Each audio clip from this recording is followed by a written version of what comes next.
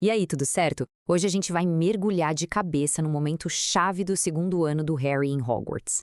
Uma manhã que tinha tudo para ser só sobre quadribol, mas que acaba virando um campo de batalha para algo bem mais sombrio. A gente está falando do preconceito que vive escondido bem debaixo do nariz de todo mundo no mundo bruxo. E como se isso já não fosse o bastante, um sussurro mortal começa a ecoar pelos corredores do castelo. Pensa bem, o que de pior pode acontecer num treino de quadribol? Bom, pro Harry o dia já não começou muito bem. Mas o que ele não sabia é que em Hogwarts, a linha que separa uma simples rivalidade em campo de algo, sabe, verdadeiramente sinistro, é muito mais fina do que parece. Tudo começa numa manhã gelada de sábado. O Harry só queria uma coisa: aproveitar o fim de semana. Mas, coitado, os planos dele são interrompidos antes mesmo de o sol nascer. É o Olívio Wood, o capitão fanático da Grifinória, acordando ele aos berros para um treino. Rapaz já era. E olha, o treino era só a ponta do iceberg.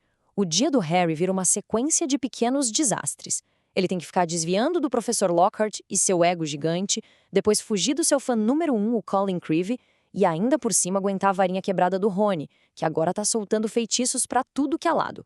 A paciência do Harry, a essa altura, já tá por um fio. E aqui a gente precisa entender a cabeça do Olívio Wood. Ele tá simplesmente obcecado. Depois da derrota do ano anterior, ele passou as férias inteiras desenhando diagramas e táticas de jogo. Para ele, vencer a taça de quadribol não é só um desejo, é uma necessidade. E é por isso que ele arrasta o time todo para o campo, numa hora em que a maioria dos alunos ainda tá com certeza roncando na cama. Depois de uma palestra tática que pareceu uma eternidade, o time da Grifinória finalmente chega no campo, todo mundo morrendo de frio e exausto. Mas a frustração estava longe de acabar. O campo não estava vazio. Lá no meio da névoa da manhã, eles veem umas manchas verdes. Era a Sonserina. A tensão é imediata. Marcus Flint, o capitão da Sonserina, encara o Woody com um sorrisinho de deboche. E aí ele mostra um pergaminho, uma permissão especial assinada por ninguém menos que o professor Snape, autorizando o time deles a usar o campo. A raiva do Woody é nítida, mas não há nada que ele possa fazer. Ele tá de mãos atadas. E então vem a bomba. O motivo de todo aquele segredo da Sonserina é revelado. Eles estavam ali para treinar o novo apanhador do time, Draco Malfoy. A rivalidade entre ele e o Harry, que já era gigante, agora foi levada para o campo de quadribol. A competição acabou de ficar perigosamente pessoal. E nesse momento, a diferença entre os dois times fica, assim, escancarada. O Flint faz questão de mostrar com todo o orgulho as vassouras novinhas da Sonserina. 7 Nimbus 2001, as mais rápidas que existem. Um presentinho do pai do Draco, o Lucius Malfoy. A mensagem era bem óbvia. Era o privilégio e o dinheiro da Sonserina contra o talento puro da Grifinória. É aí que o Rony e a Hermione chegam. E a Hermione, claro, não consegue ficar quieta. Ela vai direto no Malfoy e joga na cara dele que, ao contrário dele, os jogadores da Grifinória entraram pro time por talento. A verdade naquelas palavras atinge ele em cheio, e por um segundo, só um segundinho, aquela pose arrogante do Malfoy desaparece. E é nesse exato momento de vulnerabilidade que a coisa toda muda de figura. A rivalidade de escola some. Com uma única palavra, o Malfoy arrasta a discussão para um lugar muito mais sombrio, um lugar envenenado pelo ódio. A reação é imediata. É o caos. O Fred e o George precisam ser segurados para não voarem no pescoço do Malfoy. O choque é geral, até mesmo entre os jogadores da Sonserina. Todo mundo ali sabe o que aquela palavra significa.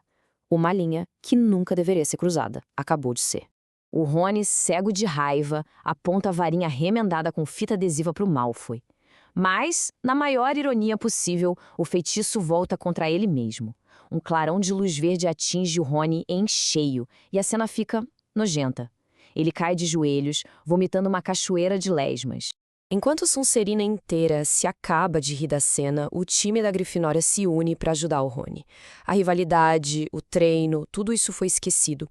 A única prioridade agora era levar ele para um lugar seguro.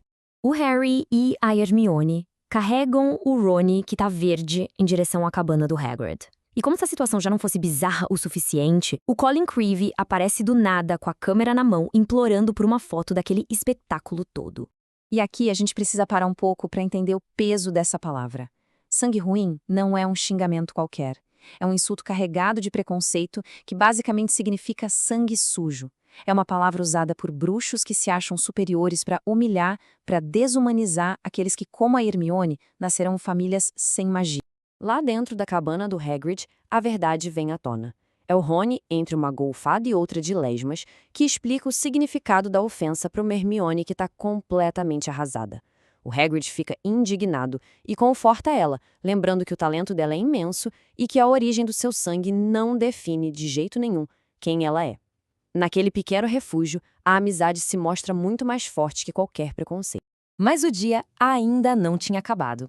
De volta ao castelo, o Harry e o Rony descobrem que vão pegar uma detenção. O que o Harry não imaginava é que o castigo dele o colocaria cara a cara com um mistério muito mais antigo e muito mais assustador do que uma briga no campo de quadribol. As punições são decididas. O Rony é condenado a polir troféus sob o olhar atento do Filch. Já o Harry, o Harry recebe um destino talvez até pior: ajudar o professor Lockhart a responder às cartas de fãs. Uma tarefa que prometia horas e horas de pura tortura psicológica. A detenção do Harry é um pesadelo de tédio. As horas se arrastam enquanto ele endereça um envelope atrás do outro, sendo forçado a ouvir um monólogo sem fim do Lockhart sobre como ele é incrível. O ar da sala é pesado e o tempo parece que simplesmente parou. É no silêncio entre as palavras do Lockhart que o Harry escuta. E não é uma voz humana, é um sussurro gelado, carregado de maldade, que parece vir de dentro das próprias paredes do castelo. Uma voz que promete morte. As palavras ecoam na mente dele, frias, letais. O susto é tão grande que o Harry derruba a tinta no envelope que ele estava escrevendo. Ele olha para todo lado, desesperado, procurando de onde vinha aquela voz ameaçadora. E o terror só aumenta quando ele pergunta para o Lockhart e o professor não ouviu absolutamente nada. Para ele, o Harry estava só com sono. A voz era só para o Harry. E essa percepção o deixa completamente sozinho com o medo. E é assim que o capítulo termina. A rivalidade no campo de quadribol acabou revelando um preconceito que corrói o mundo bruxo por dentro.